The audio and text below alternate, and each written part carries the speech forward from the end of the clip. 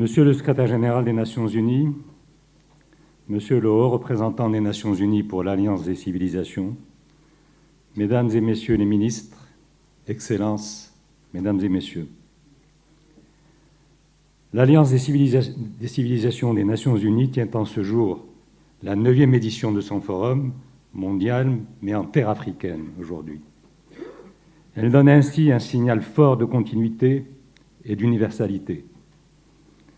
Elle fédère autour d'un dessein partagé, avancer vers une alliance de la paix et un objectif commun, répondre à l'impératif du vivre ensemble au nom d'une seule humanité.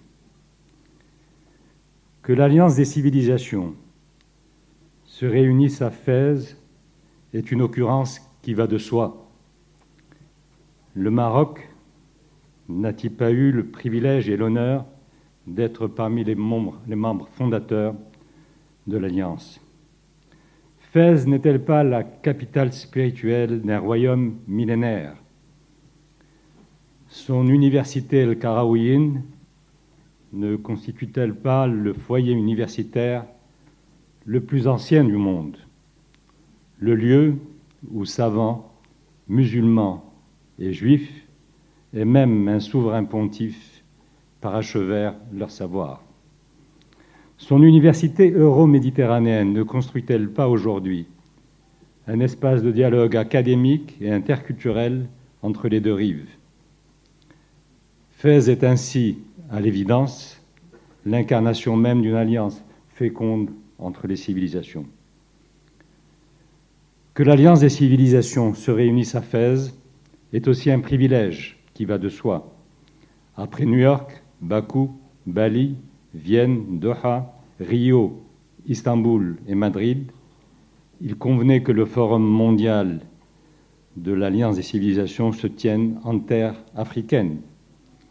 L'Afrique n'est-elle pas le berceau de l'humanité, le creuset des civilisations, le réservoir de la jeunesse et la promesse de l'avenir? Pour toutes ces raisons et bien d'autres, nous avons tenu à ce que ce lieu vous accueille aujourd'hui, symbolise le double sens de la rencontre, autant par son essence incarnée par Fès que dans sa portée reflétée par l'Afrique. Nous sommes attachés à ce que le présent forum aboutisse à des résultats concrets. Il ne peut en être autrement au vu de l'importance du sujet et de la conscience de son urgence. C'est cela aussi le sens du message que nous adressons à ce 9e forum de l'Alliance des civilisations des Nations Unies. Il marque notre confiance que ce rendez-vous apporte la valeur ajoutée attendue par nous-mêmes et par le secrétaire général des Nations Unies, son Excellence M. Antonio Guterres. Et il témoigne de notre détermination commune à matérialiser l'excellente coopération entre le Royaume du Maroc et les Nations Unies. Aujourd'hui, nous prolongeons la voie ouverte par tous ceux qui ont œuvré au rayonnement et à la pertinence de l'Alliance des civilisations. Nous saluons à cet égard la détermination et l'engagement du haut représentant des Nations Unies pour l'Alliance des civilisations, M. Miguel Ángel Moratinos. Les esprits vaillants qui ont conçu l'Alliance des civilisations ont su penser un forum pour l'avenir. Nous avons aujourd'hui une pensée pour tous ceux, notamment en Espagne, en Turquie, qui ont contribué à la pérennisation de cette organisation et à son institutionnalisation en tant que référence de compréhension, de confiance et de dialogue entre les cultures, les religions et les civilisations. Les idéaux de paix qui nous ont animés en 2004 sont ceux-là même qui nous guident dans ce forum. Excellences, Mesdames et Messieurs, le contexte actuel est marqué par la recrudescence des causes qui furent à l'origine même de la création de l'Alliance des civilisations. Jamais notre civilisation n'a été aussi exposée, jamais le vivre ensemble n'a été aussi menacé au quotidien. Rarement l'autre n'a été autant associé à la suspicion ou n'a été utilisé pour la peur et fomenter la haine. Les extrêmes saturent le débat et disqualifient les discours modérés. Les religions sont trop souvent instrumentalisées lorsqu'elles ne sont pas stigmatisées. Le populisme agite les sociétés, inventant les questions sans y répondre, brandissant la migration tel un épouvantail dans les contextes d'élection et érigeant le migrant en bouc émissaire. Des continents qui ont rompu avec la guerre renouent avec les armes et la violence sous toutes ses formes. La Covid-19 a signé le retour du repli sur soi, alors même qu'elle aurait pu cristalliser la conscience d'un destin partagé. Alors que la planète produit suffisamment pour nourrir l'humanité entière, l'insécurité alimentaire menace le monde. Le terrorisme se nourrit de séparatisme et guette là où l'instabilité politique ralentit le développement socio-économique. Excellences, Mesdames et Messieurs, c'est toujours le moment opportun pour parler de paix. De la paix au-delà de l'absence de conflit, de la paix comme vision du monde, de la paix comme rapport à l'autre. Et l'Alliance est à cet égard un puissant vecteur de paix. En effet, à l'opposé des guerres dont on connaît le début mais jamais la fin, le dialogue est une réussite par essence. Face à la résurgence de la conflictualité, le dialogue est toujours une promesse positive, sinon de différends réglés, du moins d'une connaissance mutuelle renforcée. Il faut que le dialogue porté par l'Alliance ait voix au chapitre et qu'il construise les conditions de la réussite. C'est du dialogue que viendra le salut, à condition toutefois que ce dialogue soit intercivilisationnel, c'est-à-dire inclusif et soucieux de l'humanité dans toutes ses composantes pour appréhender le monde dans sa pluralité, agir par un multilatéralisme non vertical et incarner l'universel au sens premier. Que ce dialogue soit intergénérationnel, c'est-à-dire qu'il associe la jeunesse et conjugue le futur au présent. Les jeunes ne représentent pas seulement les générations que nous devons préserver du fléau de la guerre et des discours de la haine, elles sont celles qui, d'ores et déjà, font la paix. Que ce dialogue soit intercontinental, c'est-à-dire non ethnocentrique. Je puis parler de l'Afrique et pour l'Afrique, de la place qui lui revient légitimement et non dans une arrière-cour. Du traitement auquel elle a droit, ni assister, ni laisser pour compte. Qu'elle ait les partenaires qu'elle mérite et qui la méritent, et qu'elle soit considérée pour ce qu'elle est, c'est-à-dire le poumon démographique du monde et son réservoir économique, avec ses espoirs et avec ses atouts.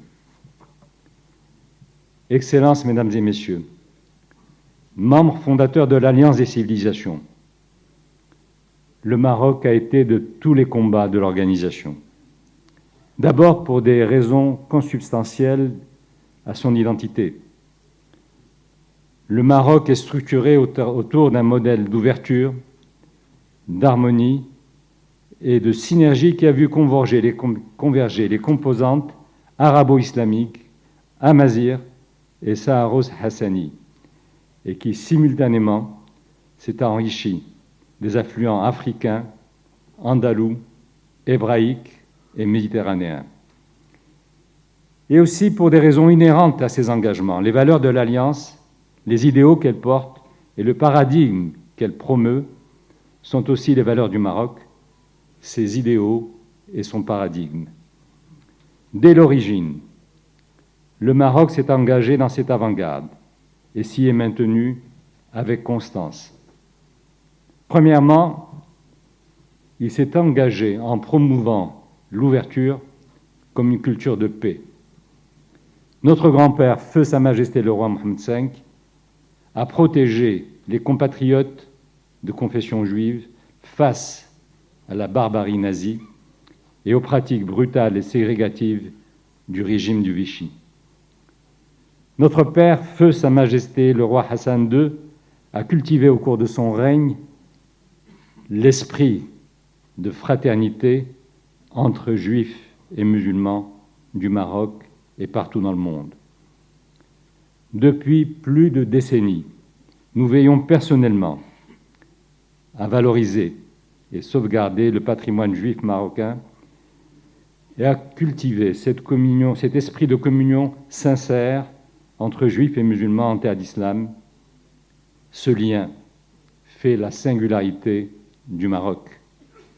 Et avec une constance irréfragable, nous faisons au Royaume du Maroc le choix sans cesse renouvelé de demeurer une terre de tolérance, de coexistence et d'ouverture.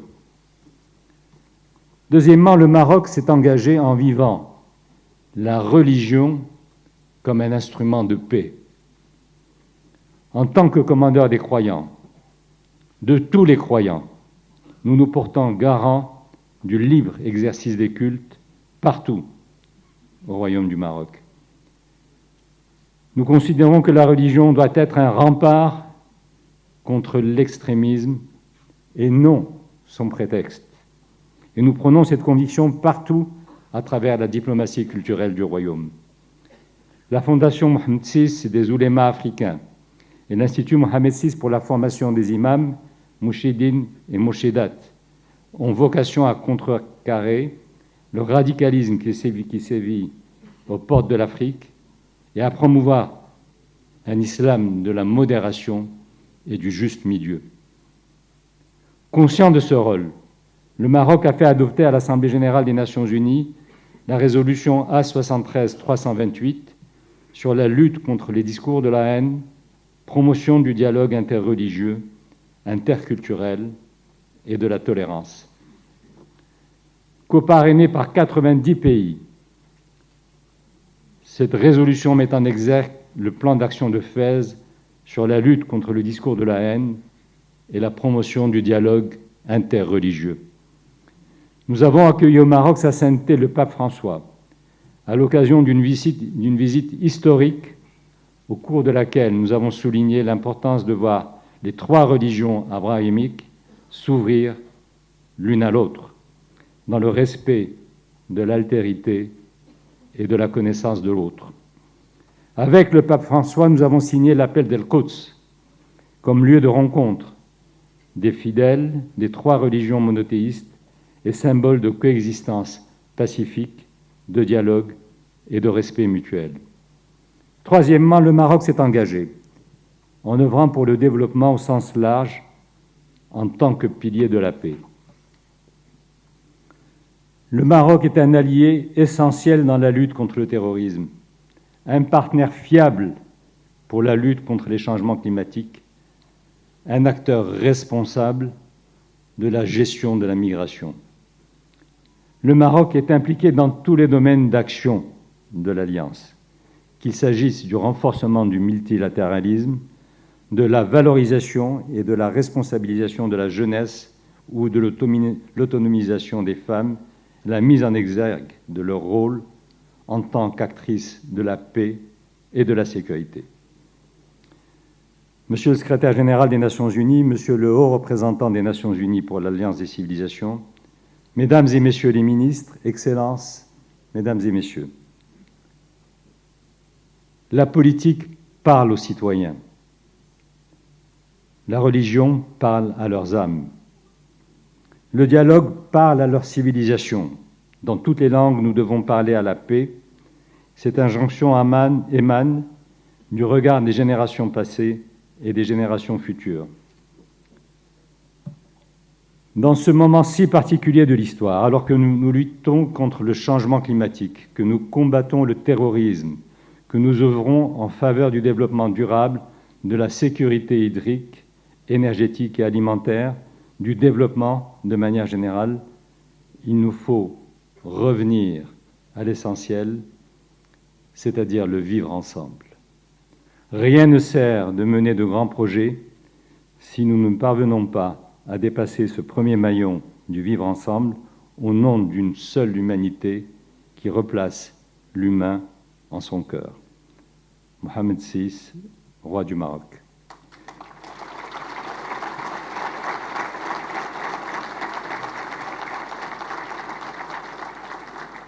Wassalamu alaikum wa rahmatullahi ta'ala wa barakatuh.